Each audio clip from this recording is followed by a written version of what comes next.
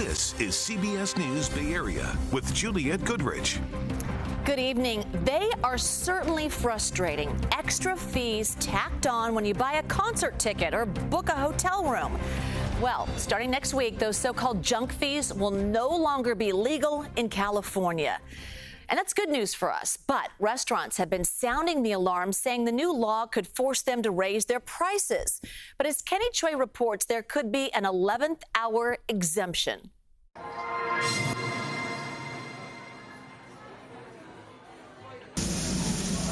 At Tacolicious in San Francisco, a cook sears a Neiman Ranch local grass-fed skirt steak to make a carne asada taco.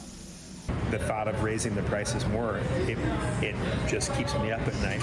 Joe Hargrave founded his small business 14 years ago when he charged $3.50 for a premium taco. Now it's $7.50 and likely to change soon. We're, I think, in the restaurant sector, just very afraid of what that sticker shock is going to look like. Hargrave is in the process of reprinting menus and determining how much more to charge if service fees like the 6% surcharge, which helps him pay for San Francisco's mandate to cover workers' health insurance, get eliminated. They say, well, just put it in the bill, but it's not that simple. We're not being greedy business people. We're trying to find the right solution without jeopardizing our customer base. Reining in hidden fees charged by banks, airlines, hotels, and other sectors has grown into a national movement, with 11 other states trying to ban junk fees. Recent polls show an overwhelming majority of consumers support these efforts. I would love to be able to walk into a store or a restaurant, anything, order the price on the menu and pay that price when I get up to the cash register. That would be just make all our lives easier. Any sort of hidden fee is kind of annoying. Obviously, it's nice to be upfront about what the actual cost of something is. A drop in patrons wary of the increasing cost to dine out would impact not only the operator's bottom line, but also cooks, bussers, and servers like Sammy Garcia. I'm a student, so I really rely on my tips. State lawmakers are scrambling to pass an amendment that would exempt restaurants from the junk fee law about to take effect and essentially force eateries to increase menu prices across the board. You take that away, it's a gut punch to restaurants. And what California is dealing with, and we've seen it across the board, so many closures, this just puts more and more pressure in a $20 minimum wage environment. Dan Ives is managing director at Wedbush Securities. If you look at the junk fees, restaurants is one that really should be excluded, but hotels and others, there's always bad apples that ruin it, but that's really what they're going after. The U.S. Bureau of Labor Statistics show the consumer price index for food purchased at restaurants was up 4% in May from 2023, while food at grocery stores was up 1%. It's partly why Hargrave is in a balancing act. It's a strange little tug of war that we're in right now, and I just hopefully that everybody has an empathetic approach to what we're doing, what we're about to endure. He's hoping restaurants will soon be exempt, and the price on menus in the meantime won't scare customers away. So the changes to the bill would allow restaurants to continue to charge extra fees as long as they disclose them on their menu or their website. The bill has passed the Assembly. The Senate still needs to sign off before the bill heads to the governor's desk. All right, more so-called entertainment zones could be coming to San Francisco city streets. Earlier this year, city officials approved the first entertainment zone on a stretch of Front Street downtown. Now the city has approved expanding the pilot program. Within the zones, restaurants and bars will be allowed to sell alcohol during outdoor events.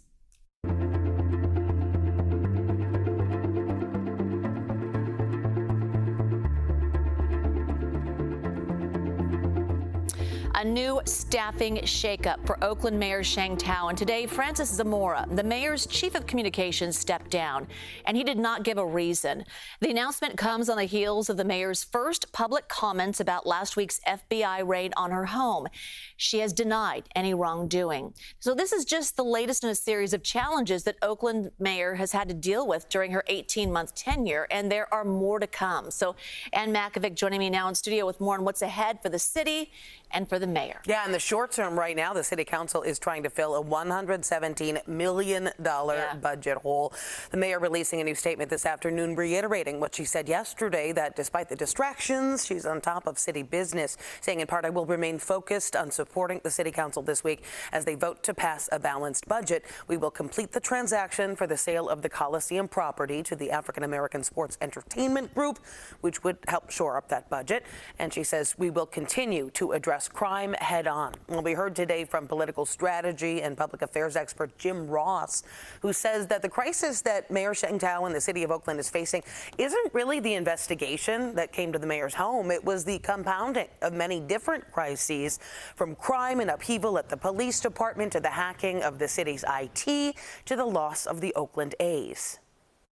If this was a normal course of events, this would be a one-day story, two-day story. But because of, I think, the challenges that Oakland's faced over the last year and a half, and the fact that there's a recall election in November, this one event becomes much more significant. In the meantime, those budget negotiations at City Hall are significant. There are several measures on the agenda for this coming Friday, including the possibility of declaring the existence of a severe and unanticipated financial event. That's the wording on the agenda. Okay. Measures like that could allow them to make major cuts to things like park maintenance and also remain the below minimum staffing level for police officers on the street, which I know a lot of people who live in Oakland are not happy about. Yeah, safety is number one. Yeah. You know, there's so many things we don't know, and the FBI still has to release information why they were there in the first place. So we're all trying to guess, okay, well, what does it mean when someone steps down? What does it mean when her lawyer quits or withdraws, you know? And so we're all trying to look between the lines, and we just have to wait for the real information to surface. As she continues to fight all of this, of course, the recall election is going on. That's only going to ramp up in the coming months. So it's a full we'll be following it. Yeah, absolutely. Ann, thank you. Okay, starting today, anyone in San Francisco can call for a ride from one of Waymo's robo-taxis. Yep, that's right. You no longer have to be approved from their wait list. And our Kevin Coe, well, he summoned a Waymo for the very first time to show us what it is like. Ah, that's something. This is Paul Fuentes' first time seeing a Waymo robo-taxi up close. It's a nice looking vehicle. It even has room for luggage and whatnot. But this is as close as Paul plans to get. You wouldn't get in this thing? No. Similar to Uber and Lyft, anyone can call a Waymo through the Waymo One app. Unlock the doors through your phone, hop inside, and start your ride. I can see why Paul was a little hesitant because, yeah, that is kind of weird for the first time at least. But I do gotta say, so far, mostly smooth. Riding in a Waymo can include some sudden braking. And during one pickup in the Mission District, my Waymo didn't park at the curb, but instead stopped in the middle of the single-lane street, blocking traffic. This driver had to go into the opposite lane, avoiding incoming traffic, before the Waymo car eventually got the idea and pulled over to the curb. We're going to have real congestion problems, and at times we're going to have more serious problems. We've already seen accidents and collisions. State Senator Dave Cortese sees the potential in the technology, but thinks it needs more regulations. It's a little bit of a wild, wild west situation. I don't think the individual passengers need to be fearful for their lives or anything like that. You're probably experiencing a comfortable drive yourself right now. We're not fear-mongering here. All we're really saying is there's some practical things that need to be in place, and they should be in place. He's pushing for a bill to put regulatory power for automated vehicles in the hands of local governments. Cortese pulled his bill after he says it was dwindled down by amendments, but he plans to reintroduce it in January. Until then, Waymo is up and running across San Francisco, but Paul is holding out. If it's been tested for a few more years and I was more or less incapacitated and unable to drive, then I might.